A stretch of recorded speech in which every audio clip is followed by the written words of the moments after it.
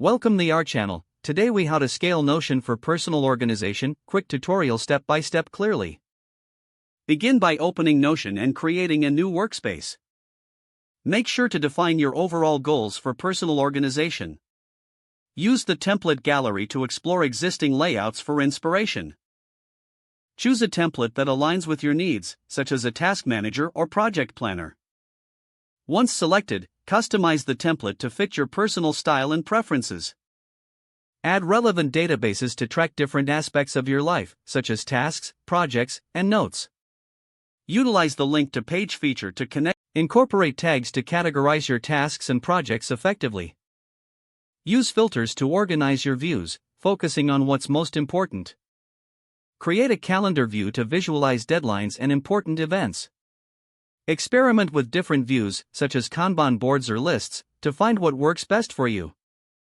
Set up recurring tasks to automate your workflow and stay on track. Make use of the comments feature to jot down thoughts or updates on specific tasks. Consider sharing your workspace with trusted friends or colleagues for collaborative projects. Regularly review and update your organization system to keep it aligned with your goals.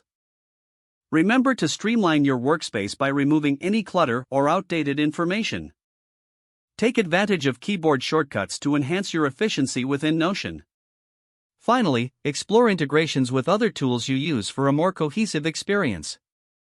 If the page does not load, refresh the browser or try again in a private or incognito window. Make sure you are using the correct email address, then retype it carefully to avoid small typos. If your password is not accepted, use the reset option and create a new strong password you can remember.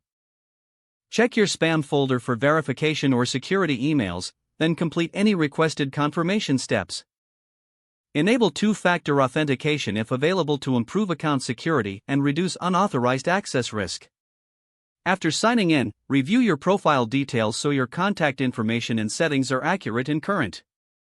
If you see an error message, note it down and try again after restarting your device and internet connection. Log out when you finish, especially on shared devices, to keep your account and payment information secure. If the page does not load, refresh the browser or try again in a private or incognito window. Make sure you are using the correct email address, then retype it carefully to avoid small typos. Don't forget to like this video and subscribe to our channel for more step-by-step tech guides.